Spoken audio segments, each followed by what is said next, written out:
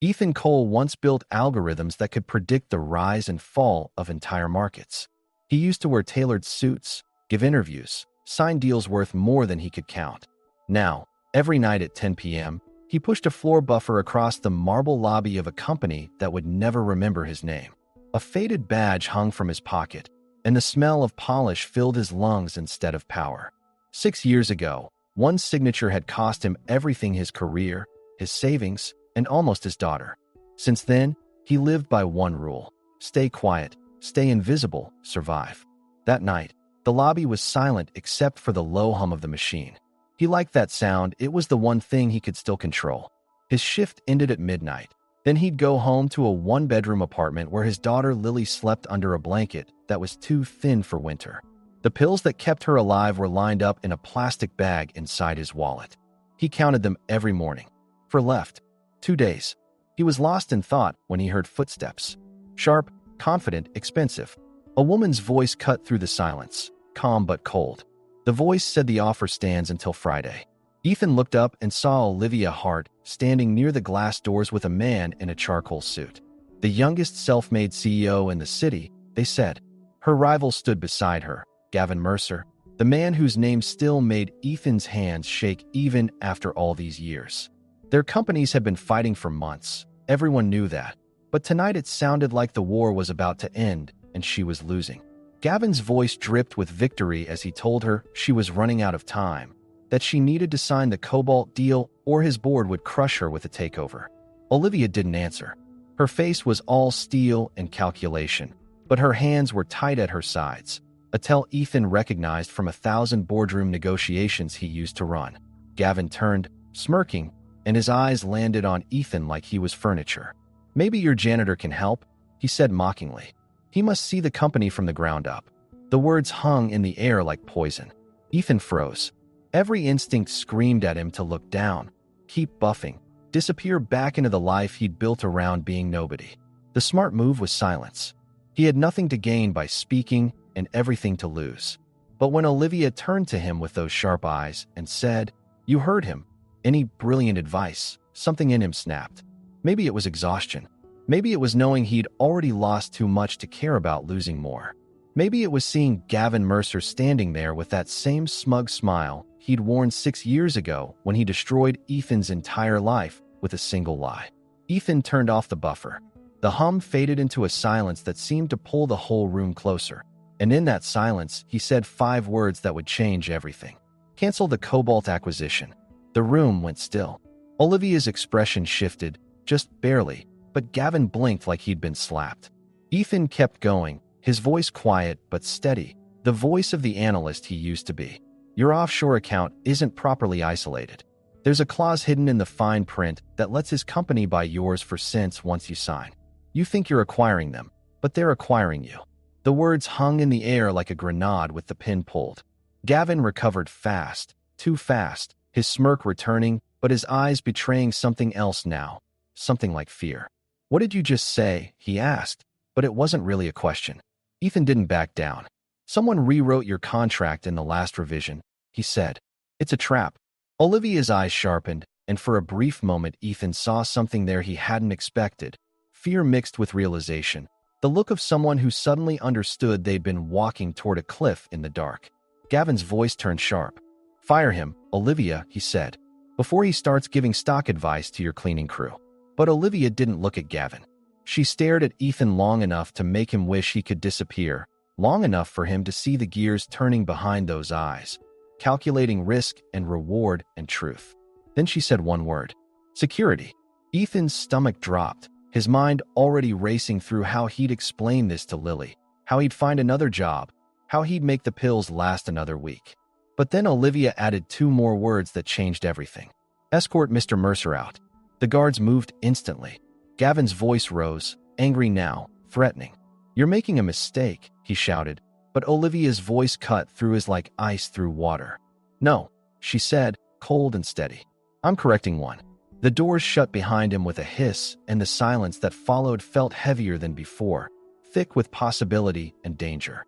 Ethan stood still, heart pounding so hard he could hear it in his ears. He had broken his only rule. He'd been seen. After 6 years of perfecting invisibility, of becoming nothing more than the man who cleaned the floors, he had spoken up, and now there was no going back. Olivia pointed toward the elevator, her fingers steady, her face unreadable. "You," she said. "Come with me." Then she walked away without looking back, heels clicking against the marble like a countdown. Ethan stared at the buffer for a moment, at the last piece of the life he'd built around disappearing, and left it running as he followed her into the lift. The doors closed and the city lights fell away below them, and for the first time in 6 years, Ethan wasn't invisible anymore.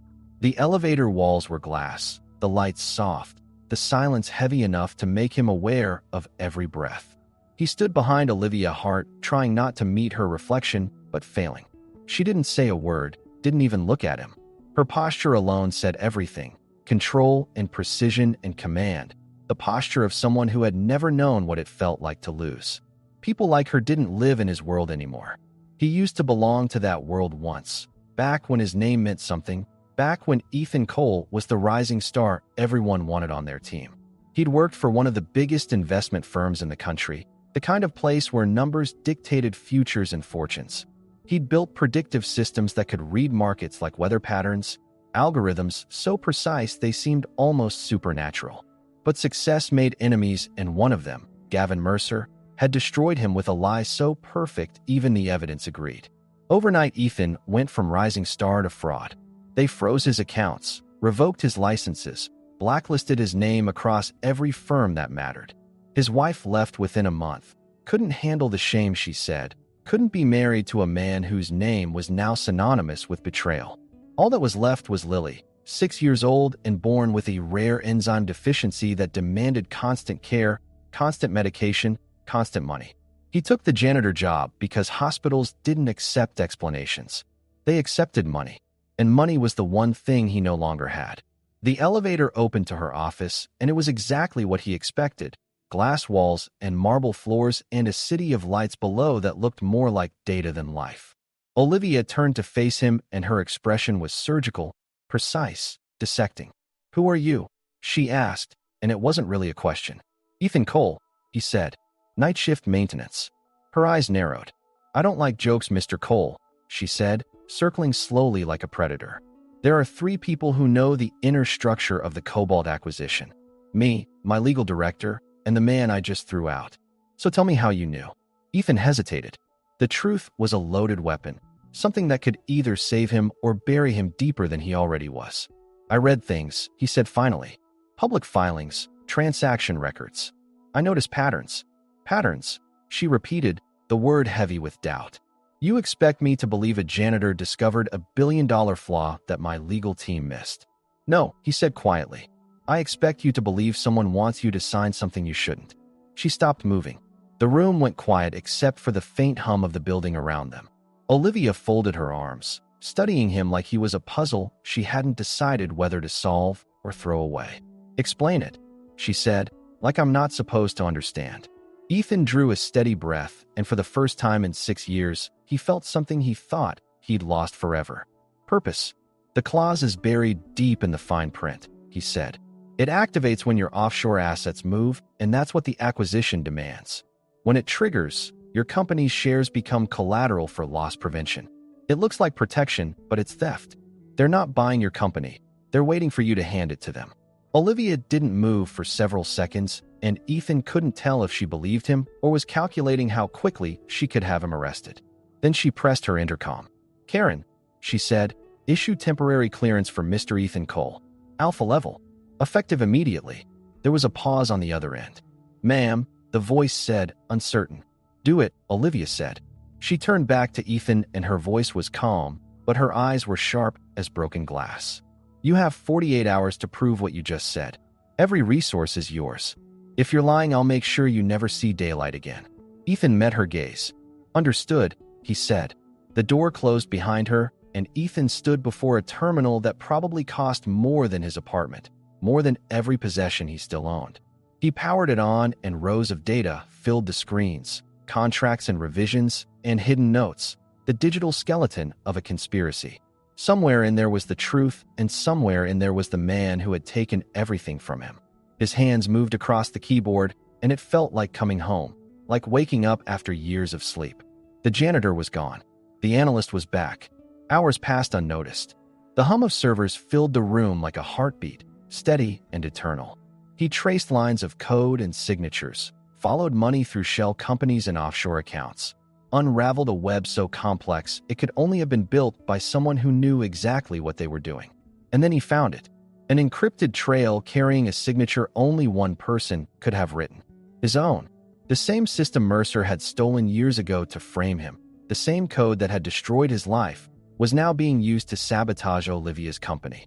Someone inside Hard Industries was using Ethan's old work to dismantle everything she'd built. He leaned back, staring at his reflection in the glass, and whispered to the empty room. "Whoever you are, you made a mistake using my code." A shadow moved behind him. Olivia stepped inside holding 2 mugs of coffee, her hair loose now, sleeves rolled, looking less like a CEO and more like someone fighting a war they hadn't expected. "You've been at this for 6 hours," she said softly. "Take a break."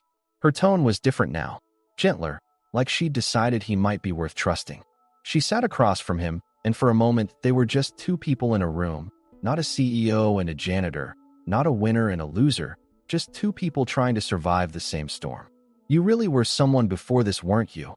she said, and it wasn't quite a question. Ethan smiled faintly. "Once," he said, "but being someone doesn't mean much when the world forgets you exist." "People forget fast," she said, "but sometimes they remember who you were when you least expect it." The moment was fragile, quiet, 2 people from opposite worlds both fighting ghosts they couldn't name. Then the computer chimed, and the moment shattered. Ethan opened a hidden file, and a video appeared, grainy but clear enough. Gavin Mercer speaking on a call, his voice confident and cruel. "Once she moves those assets," he said, "her company's ours." Another voice answered, calm and older and sickeningly familiar. "Don't worry, Gavin," the voice said. "She'll sign. Pride is a stronger leash than fear." Olivia went pale. She knew that voice. Ethan could see it in her eyes, the recognition and the betrayal blooming like poison. He froze the frame, and the nameplate confirmed it. Richard Hale, her father's oldest friend, the man who'd been there at every board meeting, every major decision, every moment she thought she had someone she could trust. For several seconds Olivia said nothing, and when she finally spoke her voice was steady, but her eyes shimmered with something close to grief. "He held me when my father died," she said quietly. "He promised to protect me." Ethan's voice was soft. "He betrayed you." She shook her head slowly. "No," she said. "He betrayed my father's memory. And I'm going to make sure he never forgets what that costs." Before Ethan could reply, his phone buzzed. A message, short and brutal. "She's next." His blood ran cold. He showed Olivia, and her expression hardened instantly, the grief replaced by something sharp and dangerous. "They won't touch her," she said. "Not while I'm standing." "You don't understand," Ethan said, his voice shaking. "Mercer's people don't make threats. They make examples. Then we make them stop," she said. She called security immediately, her voice sharp and commanding. "Bring my driver," she said. "Now." 10 minutes later, rain hammered the windows of a black car speeding through empty streets, the city lights blurring into streaks of gold and red. Olivia spoke quietly into her phone, giving orders with the precision of a general. "Full surveillance on Mercer's known contacts," she said. "Dispatch medical support to an address I'll send." She hung up and turned to Ethan, and her voice was different now, softer. "A medical team's on the way to your apartment," she said. "They'll keep her safe." Ethan blinked, stunned. "Why are you doing this?" he asked. "Because you saved me when you didn't have to," she said. "Now it's my turn." When they arrived, the apartment was still, almost peaceful. Mrs. Porter opened the door, startled to see Olivia Hart standing there like royalty in a hallway that had never seen anything more expensive than a television. Inside, 2 doctors were already tending to Lily, checking her vitals, adjusting her medication. The little girl stirred, opening her eyes weakly, and when she saw her father, she smiled. Then she looked at Olivia. "Are you Daddy's boss?" she whispered. Olivia smiled, and it was genuine, warm, the kind of smile Ethan suspected she rarely used. "Something like that," she said. "And he's the best man I've met in a very long time." Lily smiled faintly before drifting back to sleep, and Ethan had to look away because if he didn't, he was going to break. Later, as they drove back, the city began to wake. Dawn crept across the skyline, turning glass towers into mirrors of fire. Olivia looked out at the city, determination hardening her features. "He's getting desperate," she said. "That message was to scare you. If we flinch, he wins." Ethan nodded. "Then we finish it." She turned to him, and her eyes were steel. "Mercer thinks Friday is the end of the story," she said. "He's wrong. It's the beginning of his." The words had barely left her mouth when the car swerved violently. Two black SUVs pulled alongside, windows dark, intent clear. "Get down," Olivia shouted. Glass shattered. The driver veered hard, cutting across a side street, and for a second they broke free, but the SUVs followed, relentless. "Hold on," the driver yelled. Ethan grabbed Olivia's arm as the car burst from a tunnel into daylight, straight toward a line of morning traffic. Metal screamed, airbags exploded, and the world went silent. When Ethan woke, he was alive, and that was the first surprise. Olivia was beside him, bruised but conscious, blood on her forehead, but her eyes still sharp. They stumbled out of the wreckage and into a nearby repair shop, catching their breath among the smell of oil and dust and old metal. "You should have walked away," she whispered, wincing as she touched her ribs. "And leave you to him," Ethan said, shaking his head. "No, not again." She met his eyes, and something unspoken passed between them, something that didn't need words. "Then we make him stop," she said. By afternoon, they were back in the tower, battered but unbroken. Evelyn, the retired advisor who'd seen 3 CEOs come and go, was waiting in Olivia's office. "They're here," she said quietly. "Mercer and Hale. Boardroom level." Olivia straightened, hiding the bruise beneath her hair, smoothing her jacket. "Then let's give them their show," she said. The meeting was quiet, all polite smiles and false calm, the kind of meeting where everyone pretended they weren't at war. Gavin Mercer entered first, Richard Hale beside him, both men wearing the confidence of people who thought they'd already won. Olivia stood at the head of the table, Ethan behind her, and she waited until everyone was seated before she spoke. "Before we start," she said softly, "I'd like to share something with the board." She nodded to Ethan. He played the video. Mercer's and Richard's voices filled the room, their plan laid bare, every word a confession. Gasps erupted around the table.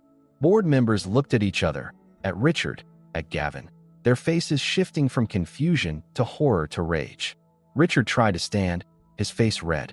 "This is fake," he shouted. "Fabricated." Olivia's voice was cold as winter. "It came from your system," she said. "You uploaded it yourself. Encrypted and time-stamped. The federal agents already have a copy." Mercer's phone buzzed, and his eyes widened as he looked at the screen. Live market data was collapsing, but not Olivia's company. His. Stock prices plummeting, investors pulling out, the empire he'd built crumbling in real time. "What did you do?" he gasped. Olivia's tone was calm, almost gentle. "I signed your contract," she said, "but I added one small clause. Any fraudulent action transfers your assets to hard industries. Congratulations, Gavin. You just sold me your empire." The doors opened and federal agents walked in, badges raised, voices calm and professional. "Mr. Mercer, Mr. Hale, you're under arrest." The room erupted, but Olivia didn't move, didn't flinch, just watched as they led the 2 men away. Gavin was shouting, threatening, promising lawsuits and revenge. Richard was silent, his face gray, the weight of his betrayal finally settling on his shoulders. And then they were gone, and the room was quiet again. That night the city was quiet again, the kind of quiet that felt like peace instead of emptiness. Olivia stood by the window of her office, the skyline glowing beyond, and Ethan approached still in his old uniform because he hadn't had time to change. She turned and smiled. Not her CEO smile, but something warmer, something real. "You know you could have walked away that first night," she said. He shook his head. "I did," he said. "For 6 years. Walking away doesn't fix anything." "You saved my company," she said softly. "And maybe you saved me too." "You did the same for me," he said. "And for Lily." "How is she?" Olivia asked. "Better," he said, and his voice caught. "The doctors say her fever broke. They think the new treatment might work. For the first time, I think we're going to be okay." Olivia stepped closer. "Then let's make sure you never have to worry again," she said. "I want you here officially, head of risk strategy. You'll rebuild the system from the ground up." Ethan blinked. "You're serious?" "As serious as I've ever been," she said. "And besides, I could use someone I can actually trust." They stood there a moment, quiet, two lives rebuilt from the same ruins. Ethan turned to the window, smiling faintly. "It's strange," he said. "A week ago, I was mopping these floors. Now I'm standing here wondering if I ever really left." Olivia's voice was soft. "You didn't," she said. "You just finally came home." As the city lights faded into dawn, Olivia's voice came again behind him. "You never really answered my question that first night." "Which one?" he asked. "When I asked for your financial advice," she said. Ethan smiled. "I think I did." "Oh, really?" she teased. He stepped closer, voice calm and sure. "Don't invest in people who only see your worth when you're winning," he said. "Invest in the ones who see it when you're on the floor." Olivia smiled, eyes bright in the morning light. "Then I think we both made the right investment." Outside, the first sunlight touched the glass towers, and far below, a single-floor buffer stood silent in the lobby, its handle gleaming softly under the new day, no longer waiting for him.